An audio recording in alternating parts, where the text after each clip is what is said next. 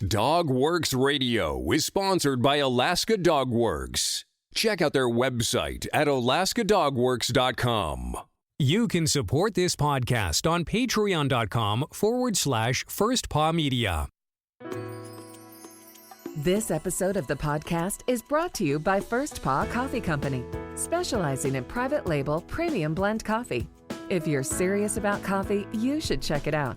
First Paw Coffee's passion is high-quality, small-batch roasted coffee. They take the extra time to taste and get everything perfect before they release new blends. They aim to bring you a cup of happiness each time you pour yourself some coffee. Find out more at ak.dog/free and enter for a chance to win some First Paw Coffee prizes, a book from our collection, and tote bag. One winner will be selected at random each month. That's ak.dog/free. From First Paw Media, sponsored by First Paw Coffee Company, this is the Dog Driver Show.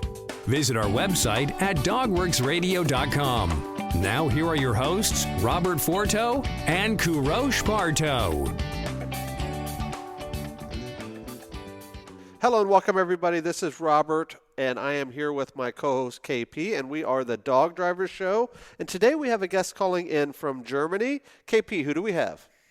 Today we have Enrique Foedtke from Germany, and he's a limited class driver. He's been in the sled dog sport for a while, actually, and he started with experienced mushers like Tom, like Rudy, like Hege, with a lot of experience, and he is one of the up-and-coming racers in the 8 and 10-dog class in Europe. Enrique, thank you for being on our show, and tell us a little bit about yourself. Yes, at first, thanks a lot for the invitation. It's a great pleasure for me. To my person, I started really late in my life in 2007 at the high age of 33 years. It was while visiting a dryland race with my family, and on that race, I met a special guy, an older one, that lit my fire for being a musher, but I swear without knowing him. And this guy was Rudy Roperts, and some months later we got friends, and I was a dog handler and his trainee for some years. So we spent a lot of time together, and I learned a lot about dogs and from him and about life and training and breeding. So I bought then 2 older leader from him and started my career with those 2 dogs and some borrowed ones out of Rudy's team. In fact, I think it was a high level for a start, but anyway, it was a really good time. And now I got more and more dogs, and in 2009 it was a special thing because I got a puppy from Rudy. This puppy he didn't want to keep because it was a white one, and you know, Rudy wants black dogs. Rudy didn't like so much white dogs, so it was my chance to get a good dog. And even this dog was a yearling. It was an outstanding leader that had been by my side for 10 years, and every year Rudy and me we try to make a new deal. At first you want to give me 1 dog for that puppy, and then 2 and 3 and one bottle of wine and so on. It was a running gag. Then I learned to know Hege Ingebrigtsen, my friend from Norway, and I bought two dogs from her. And so I had nearly an open team, but still started in that time in limited class. And after winning some more races, the German championship in snow and dry land, and I won the Open Norwegian Championship in the 10-dog class, but I had only 8 dogs. It was I still have no more dogs, but I started with 8 and tried my luck, and I won this. And from then, I started to train my team for the mid-distance and for the open class. And stopped dryland races from that point because I thought my dogs are not really happy with those dryland races. In 2014 then I began with breeding together with my friends Tom Bungic and later Heini Winter. And 4 years later I made the step into the bigger mid-distance race circus and signed in for Norway Trail and Alpen Trail. So this is, and then came Corona. And then came Corona. Yes. Enrique, you were lucky to start the sport with very experienced mushers. A lot of them, names that you are mentioning, they're great friends of mine too. And me and Rudy, actually, we used to race Siberian Huskies in late 80s together in Europe. So I know Rudy for a long time also. Okay. And what was the advantage you had as an experienced driver by the time you started to race with your own dog? Oh, it was. You mean when I started with my own dogs? Yes, your own dogs. Yeah, it was really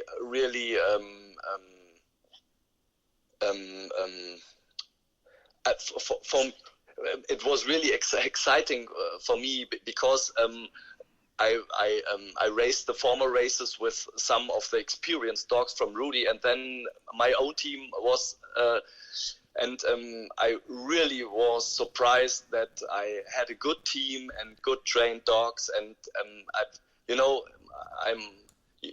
I had doubts if the job I made was the right one, and but it went well, and so it was a great pleasure that it works with only my dogs, and from then I was grown up. To go bigger. Tell us about your dogs. How many dogs do you have in your kennel, and what are the mixes that you have right now? Okay, we have 14 dogs only in our kennel. We are in Europe here, so it's harder to have more dogs. It's not so easy in Germany to keep or to hold more than 20 dogs. It's really expensive, and my whole team grounded on two lines. It's a line from Hege Ingebrigtsen, and we made and the old line from Heini Winter from his Ferdi and from Tom Bungic Sputnik. I think the most lines we have in Germany for those who signed for Alpen Trail and Norway Trail are grounding on that lines. So I think all of our dogs are coming out from this. And you do your own breedings right now, or you purchase dogs from other bigger kennels in Europe? Yeah, we mix it. I try to ground my dogs on the old lines, so I try to breed them in a line. And for the outcrosses, I always go to those mushers that are really better than me and have really impressive dogs. So there is an old friendship with Heini Winter and with Tom Bungic, and so we made some breedings together, and they get the puppies from me, and I got puppies from them, and so we try to help each other. I had this conversation with a lot of German drivers who are specialized in Norway Trail and Alpine Trail about the breedings. It seems like in Germany they figured out a specific type of dog for this specific type of trails, which are longer distance and hilly. Do you consider those dogs different than the dogs we are racing in open class in North America? Yeah, I think it is, because we have some. There are some people, I do not mention their name, but there are some people who bought dogs from Alaska and tried them for the Norway Trail and the Alpen Trail, and I think, and that's my information, that they are not even more in the team, because they are used to run the hard and wide and fast trails, and they get some problems if it goes really hilly, and the Alpen Trail is really really hilly. So as I went the first time the Alpen Trail, I did not believe, because at first we go uphill, and it was so steep, and I started thinking, okay, I have to go down the hill again, and this was unbelievable for the dogs. And I think in Alaska you have more those dogs who don't pull so hard, that hold the pace high, that go fast, and we need the dogs who pulled hard, who have maybe more iron in their head. I don't know. Maybe it is a special line. I believe it is. Yes. That is interesting. I think a lot of other drivers specialized in Norway Trail, they mentioned almost identical response, and it's interesting to hear the same thing from many different people, that our dogs here are specialized purely on speed, and the dogs for Norway Trail are specialized in power and going up those mountains and down those mountains again and again. Maybe it's right. Maybe it would be good to to ask Egil, because he's at home in both worlds. He was in Alaska and raced the big races in Alaska, and then he came back to Europe and tried to race the Norway Trail and the other races here. And I think, I'm not really sure, but I think he had to make some changes in his team and in his dogs to specialize the dogs more on the conditions here.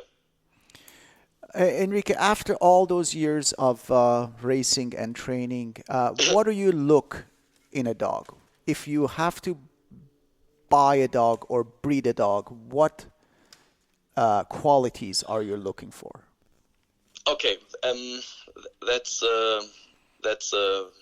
nice question, because the difference between one of the difference between Alaska and Europe is the snow is not coming to us. We have to look for the snow. So we are traveling a lot with the dogs, and it's 2 or 3 months a year we are traveling with the trailer and the dogs around Europe and go some 1,000 kilometers. So for us it's really important to have nice dogs that stay with us, that we can unleash everywhere, that we if we train the dogs, we unhook them in the forest and let them loose, let them run free around us. So it's really important for us to have nice dogs, because 300 days a year we don't race, we train them, we spend time with them, and for that it's for me it's not really important to have a super sport dog that I can put in a corner and take out if I need it. So we spend much time with them, and we love to spend time with them, and so we are really interested in a friendly, in a really nice dog. And if we are training for Alpen Trail in the Alps, there are only 10 teams, I think we are only with 10 teams there. For dropping the dogs, we all let the dogs out. It's from different teams, and all the dogs stay at their terrain and don't move away, and they don't hunt. And it's really a hard work, but for us, it's really important to have those dogs that stays with us. Enrique, you mentioned you have 14 dogs in your kennel. What are the ages of those dogs in your team? And how many males and females? The oldest one is 7 years, and the youngest are now 2 years. We hope for puppies soon in some weeks. So we tried. We try to if there is a chance to put an older dog in a family, then we do it. So the dogs are really happy if they can retire in a family and on a couch potato, and the people are always very happy about such a good educated dog. So if it's possible and there are the right people, we do it like this. But the oldest one is now 7 or 8 years. Very good. And in your training for Alpen Trail or for Norway Trail, do you change from cart to sled at home, or you have to travel to get on sled? Yeah, we have to travel to get on sled. That's no way for us. So we have to help us a little bit, because it's late in the year, cold here. So we can start with an ATV in the mid of November maybe. So it's really important for us to start the training earlier. So we help us with. I think you all have watched the videos from European Musher that go with a motorcycle or with free running dogs, and so in the summer we make about, I think, nearly 1,500 kilometers on an electric motorcycle to let them free run. They stay all with a motorbike, and I think in November when the temperatures goes colder, we start some training with the ATV and try to travel from December in the snow where we can find good conditions. Yes. In all those years of racing, if you have to come up with your best story and best memory, which one of them you will be selecting? Okay. There are so many memories that impressed me and influenced me. I don't know. I think there was a as we won the Open Norwegian Championship. The first days I went on second position, and it was a really horrible weather. It was stormy, it was snowy, it was minus 15 degree. I don't know. It was really hard weather conditions, and we didn't see anything. The trail was away. There was only white out, and I crossed the Musher that goes in front, and he was really friendly and let me pass him. And I realized that it was no good idea to pass them, because I did not see any trail, and it was the first time in my life I have to trust only my dogs, because I didn't see anything. And for the last, I don't know, 10, 15 kilometers, the dogs made their own way, and we won the race. And it was really impressive for me, because there was a really special connection with my dogs. That's a beautiful story. I really like that story as well. So you were talking earlier about the difficulty with keeping dogs in Germany. I know we've heard that comment a few times with our interviews. What makes it so difficult? Is it the land? Is it the expense of having more dogs? A combination of what? Okay. At first, you have to know that in Germany you have to pay tax for each dog you have, and the taxes rises with the number of dogs you have. So, for example, you have to pay 100 euro for one dog, and if you have 2 dogs, you have to pay 150 per dog. So, if you have 20 dogs, oh man, it is really expensive. And the problem is for us, we live mostly in there are more people, you know. There is the place and the space is not so wide like maybe in Alaska, in Canada, or I don't know. So there are always some people who think that the dogs are disturbing their life. So you have to buy a house